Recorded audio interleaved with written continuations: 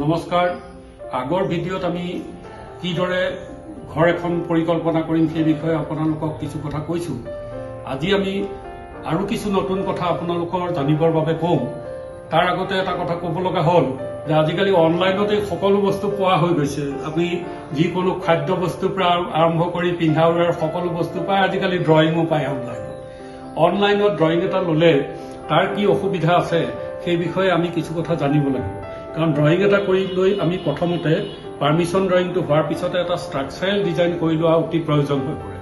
Structural ডিজাইনটো নহ'লে আমি কলমটোৰ লাইনটো কিদৰে হ'ব বা কিদৰে নহ'ব ইত্যাদি কথাবিলাক বা আমি কিদৰে আমি এটা লেভেল ল'ম, কোনটো লেভেলৰ পৰা চিৰিটো ক'ত উঠিব, ড্ৰয়িংটো কি ভিত্তিত কৰিছে তাৰ ওপৰত ভিত্তি কৰি হ'ব। আৰু তাৰোপৰি আৰু দ্বিতীয় কথা এটা আছে যে আমি এজন যদি স্থানীয় কাৰিকৰী বিশেষজ্ঞৰ পৰা কাম এটা কৰোঁ তেতিয়াহ'লে আমি দেখিম যে বিভিন্ন সময়ত আমি সাজি যাওঁতে ঘৰটোৰ কিবা কিবি পৰিৱৰ্তন কৰিব লগা হ'ব পাৰে, আমাৰ মনলৈ আহিব পাৰে। সেইখিনি কৰাত তেখেতৰ সহযোগিতা পাম। আমি আমাৰ ভিডিঅ'টোত পুনৰবাৰ আপোনালোকক নতুন কিছু কথা ক'বলৈ প্ৰয়াস কৰিছোঁ। আপোনালোকে ভাল পালে লাইক কৰিব, শ্বেয়াৰ কৰিব আৰু আমি আগলৈও এনেকৈ দি থাকিবলৈ চেষ্টা কৰিম। আমি ইতিমধ্যে কৈছোঁ যে ঘৰ এখন বনাওঁতে আমাৰ ফুটিংবিলাক মানে যিবিলাক খুঁটাৰ যিটো ব্যৱস্থা সেইটো বেলেগ বেলেগ ধৰণৰ হয়।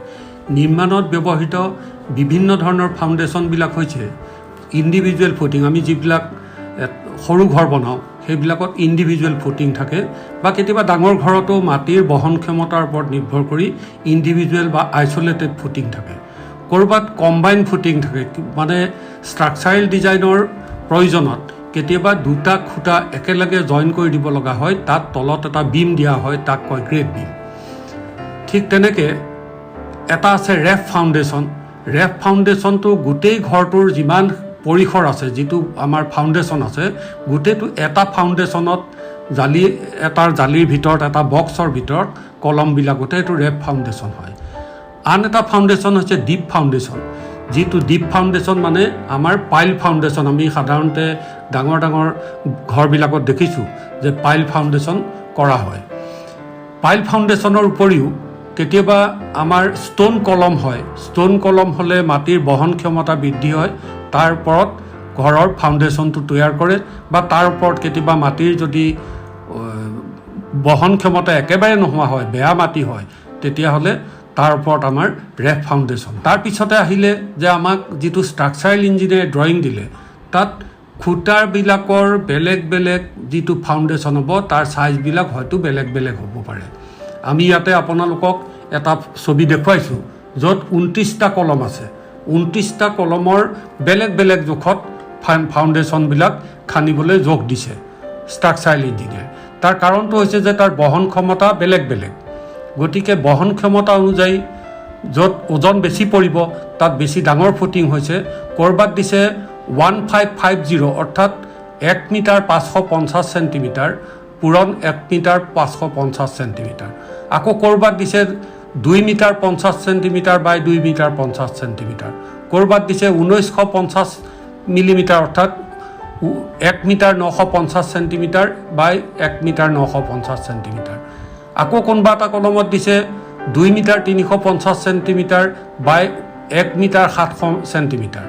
ঠিক তেনেকৈ বেলেগ বেলেগ কিয় হৈছে তাৰ কাৰণটো বা ৰডৰ পৰিমাণটো তাত বেলেগ বেলেগ কিয় হৈছে তাৰ কাৰণটো আমি জানিম তেতিয়াহে যে এই গোটেই ডিজাইনটো কৰিছে ষ্ট্ৰাকচাৰেল ইঞ্জিনিয়াৰজনে। তাৰ ঘৰটোৰ কোনটো কলমত কিমান ওজন পৰিব, ডেড লোড কিমান পৰিব তাৰ ওপৰত নিৰ্ভৰ কৰি পেলাই কৰিছে। এতিয়া আমি এই কলমবিলাক খান্দোতে তাত কিমান দলৈকে খান্দিব লাগিব এইখিনি দিয়া আছে। ক'ৰবাত এই দটো যে দি থৈছে এই দটো আমি কৰোঁতে আমাৰ মাটিডোখৰৰ লেভেলটো সমান নাথাকিব পাৰে। গতিকে আমি ৰাস্তাৰ পৰা আমি যে আগতে কৈছিলোঁ যে মূল পথৰ কেন্দ্ৰৰ পৰা আমি তাৰ লেভেলটো আনিব লাগিব আমাৰ মাটিলৈ, কিমান মাটিৰ উচ্চতা কিমানত আছে মূল পথৰ পৰা।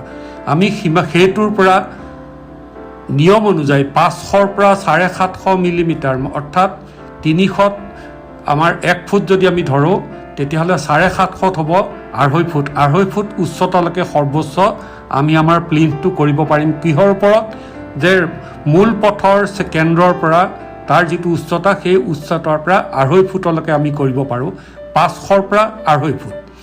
এই কথাটো মনত ৰাখি ল'ব লাগিব। এই উচ্চতাটো দিবলৈ যাওঁতে আমি কলমটো কিমান দলৈকে খান্দিম, মাটিৰ লেভেলটোৰ ওপৰত প্ৰতিটো খুঁটাৰ হয়তো ডেপথটো বেলেগ বেলেগ হ'ব। ক'ৰবাত যদি ওখ আছে তেতিয়াহ'লে তাত বেছিকৈ খান খাব, ক'ৰবাত যদি চাপৰ আছে তাত কমকৈ খান খাব। গতিকে সেই লেভেলটোৰ ওপৰত ভিত্তি কৰি আমি খুঁটাবিলাক খান্দিম আৰু তাৰ ওপৰত আমি জালিখন কৰিম। আমি তাতে এটা কলমৰো ছবি ইয়াত দিছোঁ।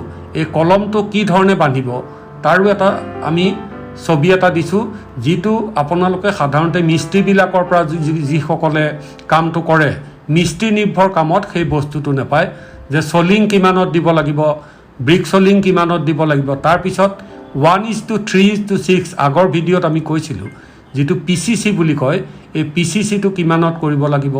তাৰপিছত ফুটিংটো কেনেধৰণে বনাব লাগিব, ফুটিঙৰ পৰা ৰিংবিলাকৰ আমাৰ যিটো টাই বিমৰ লেভেল হ'ব, এক্সিষ্টিং গ্ৰাউণ্ড লেভেলত আমাৰ টাই বিমটো হ'ব আৰু এক্সিষ্টিং গ্ৰাউণ্ড লেভেলত আমাৰ টাই বিমটোৰ 6 ইঞ্চি সোমাই থাকিব লাগিব তলত, সেইটো কিমান লেভেলত হ'ব। এই গোটেই বস্তুটো এজন ষ্ট্ৰাকচাৰেল ইঞ্জিনিয়াৰে কৰা ড্ৰয়িংটোত লিখা থাকে। সপোনৰ ঘৰ এখন বনোৱাটো এটা ডাঙৰ কাম, কিন্তু তাৰ লগত জড়িত কিছুমান সৰু সৰু সূক্ষ্ম সূক্ষ্ম কথা আছে, যিবিলাক কথা আমি মনলৈ আমাৰ নাহে বাবে আমি নাভাবোঁ। এই কথাবিলাক ভাবি পেলাই যদি আমি কামটো কৰোঁ, তেতিয়াহ'লে আমি যিখন সপোনৰ ঘৰ বনাম, সেই সপোনৰ ঘৰখনত আমি আৰু আমাৰ ভৱিষ্যত প্ৰজন্মৰ সকলো লোক যাতে সুৰক্ষিত থাকে সেইটো নিশ্চিত কৰিব পাৰিম। আপোনাৰ সপোনৰ ঘৰখন সুন্দৰ হওক, সুৰক্ষিত হওক আৰু ই ভূমিকম্প যিটো আৰ্থকুৱেক ৰেজিষ্টেণ্ট ডিজাইন বুলি কয়, আৰ্থকুৱেক ৰেজিষ্টেণ্ট ডিজাইনটো তাত থাকক আৰু সকলোৱে এইটো অনুভৱ কৰক যে ঘৰখন এখন মজবুত ঘৰ হৈছে। তালৈ লক্ষ্য কৰি আমি এই কথাখিনি আপোনালোকলৈ আগবঢ়াইছোঁ। আমি আশা কৰিছোঁ যে আপোনালোকক এই কথাখিনি উপকৃত কৰিব। ধন্যবাদ।